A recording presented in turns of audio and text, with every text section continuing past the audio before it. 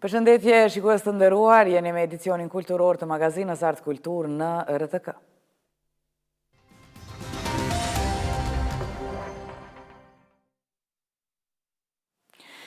Sot në studio kemi një atmosferë të veçantë që vjen drejte nga zemra e artit evropian, Frankfurt am Main. Pas suksesit të inaugurimit e ekspozitës së tyre personale më 26 qershor, sot kemi kënaqësinë të sjellim për ju një rrëfim mbi krijimtarinë, vizionin dhe lidhjen e fortë artistike mes dy motrave që po përfaqësojnë denjësisht artin ton përtej kufive. Në studio për të na rrëfyer nga afër emocionet e këtij rrugtimi, kemi artistën Irena Toma, ndërsa nga Gjermania përmes një lidhje të drejtë për drejtë na bashkohet artistja Marigona Toma. Mirë se na keni ardhur, artiste. Faleminderit shumë për ftesën. Mirë, unë do të mundohem të drejtohem edhe këndej nga promteri për të komunikuar me Marigonën edhe këndej tek ju tek Irena. Filloj me Marigonën pasi që ndodhet larg. Marigona, përshëndetje. Përshëndetje edhe për ju. Tërga Marigona, si është pritur ky vizioni juaj artistik nga publiku në Frankfurt? Një farë qytetit që mund të themi. Jashtëzakonisht mirë, ka kohë që kemi bërë organizime për këtë event, kemi përgatitur me muaj, ndoshta plani ka qenë edhe me vite, po është prit shumë mirë, ndërsa ekspozita vazhdon që të jetë e hapur, kështu që po presim prapë tjera komplimente ose tjera komente sa i përket ekspozitës. Dhe për të dyja mund të them kështu një pyetje, a keni vërejtur ndonjë çështje të veçantë te publiku gjerman ndaj temave që i trajtoni? Tash po flas personalisht, unë nuk është hera parë që po ekspozoj në ekspozitat në mbar Evropën. Vitin e kaluar kam pasur rreth 18 ekspozita, një pjesë ka qenë në Kosovë, ndërsa pjesa tjetër ka qenë në Zvicër. Normal që secili popull ka mënyrën e vet kritike, stilin e vet dhe shijen e vet. Kështu që përderisa ne cilësohemi me tema kombëtare, artistët zviceranë gjithashtu ka një kreativitet shumë më ndryshe se sa ne shqiptarët. Po mendoj që edhe Kosova është në rrugë të mirë, besoj që kreativitet ka për të gjithë dhe shija është e shumë llojshme. Kalojmë paksa tek Irena. Do thotë Irena, ne të njohim si emër dhe e dim që ke një karrierë kështu të konsoliduar. Si erdhi deri te ky bashkim i veprave mes dy motrave? Sigurisht se për mua ka qenë shumë kënaqësi me punu me motrën, për shkak se ajo është inspirimi më i madh për mua sa i përket pjesës artit dhe krijimtarisë time. Si ide ka qenë atmosferë e kuruar nga Emanuel Luiqe. Ai na ka jap këtë ide për me vazhdu tutje edhe tha pse nuk po organizohemi një ekspozitë në gjykatën rajonale të Frankfurtit. Kështu që për neve ka qenë një ide shumë e mirë, një mundësi shumë e mirë për me u zhvillu tutje, kështu që na dyja e pranum sigurisht pse mos me pranu këtë ofertë. Sigurisht atje është prit shumë mirë për shkak ndoshta kulturës e traditës më të lashtë që e kanë me art dhe me krijimtari. Për mua ka qenë një ndjenjë shumë e mirë për shkak se është ndër herët e para që po ekspozoj jashtë Kosovës, përveç në Zvicër, në Tuzë dhe në disa vende, ndoshta pak më të afërta që ka qenë për mua. Dhe duke i parë fotografitë, pam sy, pam ngjyrat arta, trupa femrash dhe të tjera, një harmonikë që ishte interesante. Cili është ai filli kuq që ju lidh juve dyjave në të bënit art, atë ngjashmërinë? Në fakt, ne jemi shumë të kundërta me stilet e artit. Marigona pak ma shumë punon të pjesa realizëm, ndoshta ka lënë ndonjëherë dhe te hiperrealizmi. Unë e di që ka shumë qef me u mirë me detaje. Unë jam ndoshta krejt e kundërta. Unë kam qef pak më shumë abstrakt, kështu që kam fillu edhe kam kriju këtë koleksionin The Down of Girls. Është një koleksioni me fleta ari që paraqiten vajza pak më të zhveshura. Për mu ka qenë një ndër koleksionet e para që e kam kriju kur kam qenë dikun 15-16 vjetë. Pastaj është marrë nga kuratori edhe pas një viti goxhat konsiderueshëm, ai e mor këtë hapin për me bërë një ekspozit. Po. Marigona, kemi në lidhje të drejtë për drejtë ende, po? Po, unë jam këto për dëgjaj. Po, do thotë nga largësia, si është menaxhuar përgatitja e kësaj ngjarje? Sepse bisedimet kanë qenë vite më parë, ndoshta para 2 vite ose nuk e di sakt, ndërsa që është vendosur me mbajt ekspozita, normal që përderisa bën institucionale, shtetërore, normal që angazhimi është shumë më i madh dhe organizimi kërkon ato ligjet e veta e gjitha këto gjana është dosh me organizu paraprakisht. Para një viti kemi bisedu me Artmosfera, ku aty vendosëm që ne mi ekspozu punimet. Unë gjithashtu isha duke krijuar koleksionin e kafshëve dhe zvaranekve, pasi sytë e njerëzve, e pa ta përfundue atë ciklin që unë kam planifikuar dhe kam dash, pastaj kalova në ciklin e kafshëve, ndërsa së fundi e kam krijuar edhe të zvaranekve. Të gjitha janë vetëm sytë e tyre. Kështu që unë kam dashur me ekspozu, ndoshta kjo ka qenë më atraktive për publikun. Organizimi është dash një kohë shumë të gjatë, pasi problemi ka qenë edhe transporti. Irena është dash me i transportu prej Kosovës, ndërsa unë është dash gjitha punimet me i transportu prej Zvicrës. Kështu që pika e përbashkët ka qenë Frankfurti.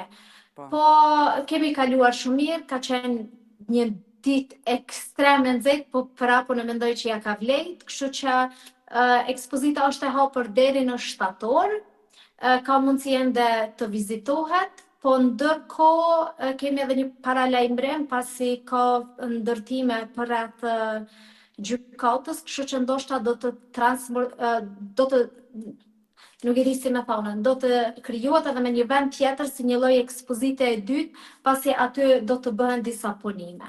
Po. Për të dy motra do të thotë që kisha dash një deklarat ta kem. Ekspozita juaj shërben edhe si urlidhse për komunitetin shqiptar në Gjermani. Këtë e cekëm gjatë bisedës.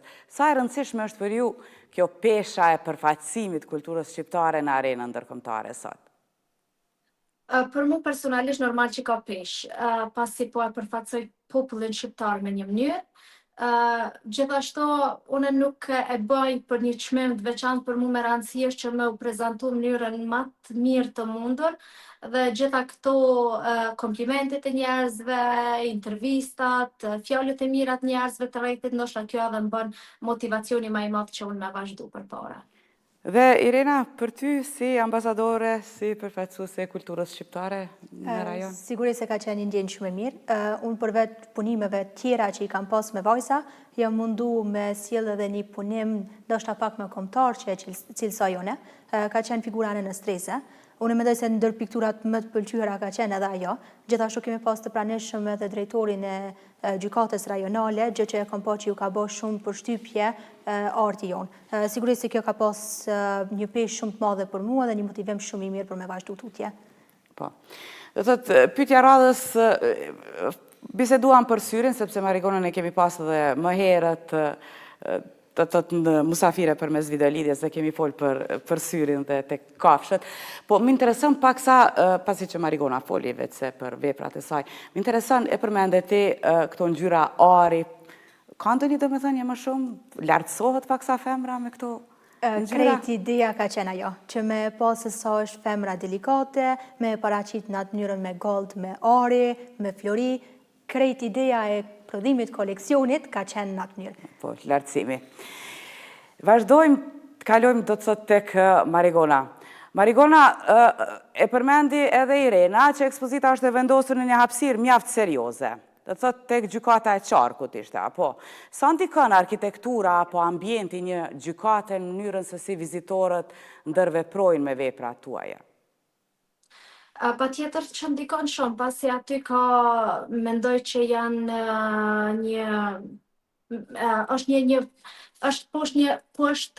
ekspozita poshtë është një restorant ku ka shumë hyrje dhe dalje. Gjithashtu shumë persona të respektuar, mendoj që hyjnë edhe dalin nga ai institucion. Kështu që unë mendoj që ka qenë vendi ideal ku ne jemi prezantu, po mendoj që edhe një pjesë e ekspozitave tona është edhe në një pjesë të restoranit, është vendos, kështu që besoj që e kemi gjetur vendin perfekt që me ekspozu këto punimet e tona, që me prezantu vetën në mënyrën më të mirë të mundshme. Irena, tani pas këtij suksesi në Frankfurt, ku do të udhtoj? A do të udhtoj kjo ekspozitë në vendet e tjera, apo do të udhtosh individualisht pa Marigonën? Në fakt po mendoj ndoshta rrugtimin me fillu pak ma vetë, për shkak se ka shumë ekspozitat ndryshme komunale edhe kolektive që po i mbajmë së bashku me Marigonën. Mirë po ekspozita ime e radhës, ku mendoj jo me i paraqit më këto punime, kanë me qenë vetëm veshje kombëtare tradicionale shqiptare. Duhet me mbaj dikun ka 7 ore ose 8 ore në një provincë Villanova në Itali. Kështu që unë po mendoj se ai ka me qenë suksesi im i radhës, mirë po pse jo të mos ta vazhdoj edhe në qytete të ndryshme të Kosovës. Po, ti shohim edhe ne, patjetër, dhe Sigurisht se qytetarët po. e shtetit tuaj. Marigona, për stinën tjetër, ke planifikuar diçka? Unë këtë vete kam bë që t'jenë më shumë ekspozita personale.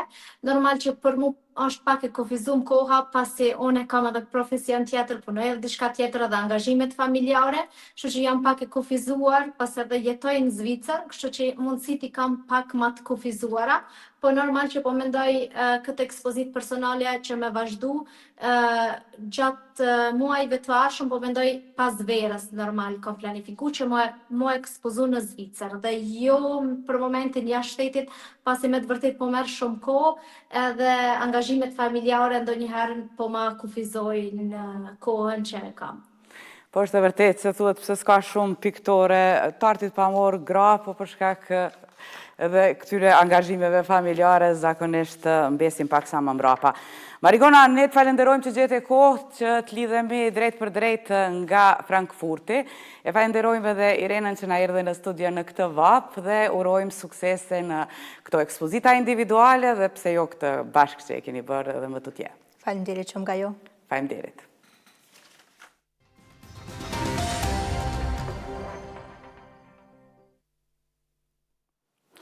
Në Barabar Center u mbajt premiera e shfaqjes së Universitetit të Prishtinës As Nesër me regjitë që Dresa Spahiu. Sipas njoftimit, As Nesër është një shfaqje eksperimentale që trajton temën e humbjes, pritjes, traumës dhe pasojave emocionale që lë vetvrasja tek të afërmit. Përmes një gjuhe skenike simbolike dhe përsëritjes së situatave, shfaqja synon të hap dialog dhe të rrizë vetëdijsimin për fenomenin e vetvrasjes në shoqërinë bashkëkohore.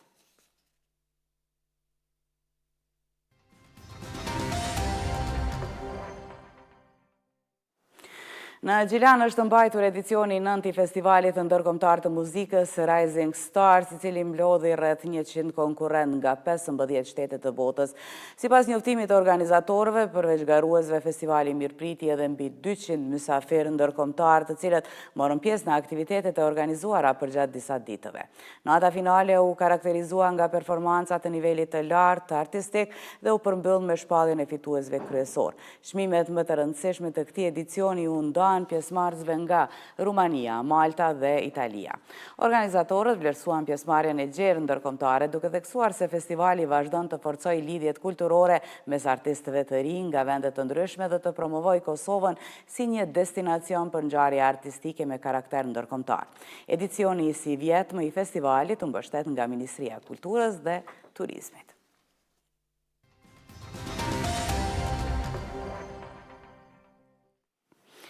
Organizata Successful Mothers në Britaninë e Madhe në bashkëpunim me Institutin Lidhja Shqiptare Evropiane ka shpallur zyrtarisht thirrjen për pjesëmarrjen në ekspozitën ndërkombëtare, rrënjet e lirisë dhe identiteti. Ngjarja e cila organizohet në kuadër të aktiviteteve kulturore për festat e nëntorit synon të shërbejë si platformë për festimin e trashëgimisë dhe identitetit shqiptar, si dhe për të nxjerrë në pak kontributin e komunitetit shqiptar në shoqërinë britanike. Konkursi është i hapur për artistë profesionistë të artit pamor nga Kosova dhe trevat e tjera shqiptare, duke filluar nga 1 korriku deri më 30 shtator të këtij viti. Dhe sipas njoftimit të organizatorëve, procesi i aplikimit kërkon dorëzimin e fotografive të veprave në formatin HD, së bashku me detajet mbi titullin, dimensionet, teknikën dhe një CV të shkurtër artistike.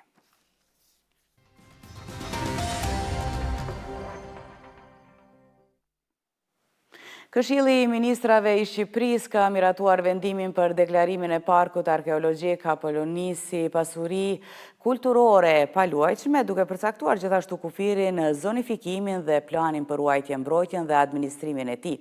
Po ashtu qeveria shqiptare ka miratuar planin për ruajtjen, mbrojtjen dhe administrimin e parkut me qëllim forcimin e mbrojtjes së trashëgimisë kulturore dhe përmirësimin e menaxhimit të një prej siteve më të rëndësishme arkeologjike në vend.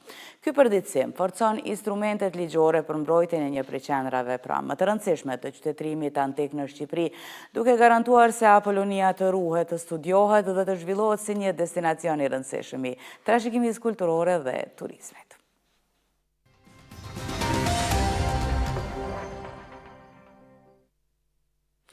Besim edhe më tej në Shqipëri. Në Durrës ka nisur edicioni i 21 i Chamber Fest Durrës 2026, pra festivali ndërkombëtar i muzikës së dhomës.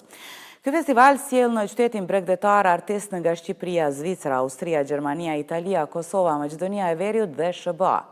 Sipas organizatorëve, nota hapëse në Muzeun Arkeologjik Kombëtar solli emocione të veçanta me interpretimin e kuartetit Arola nga Zvicra dhe sopranos Teuta Nicolet Dit Felix. Chamber Fest Durrës është një festival ndërkombëtar që organizohet çdo vit në qytetin e Durrësit me synim për të promovuar muzikën e dhomës, bashkëpunimin artistik ndërkombëtar dhe vlerat e trashëgimisë kulturore, duke zhvilluar kështu koncertet në monumente dhe hapësira historike të qytetit. Dhe kështu të nderuar shikues, ne këtu po e përfundojmë magazinën Art Kultur. Ne ju falenderojmë që na ndoqët dhe mirupafshim sërish nesër.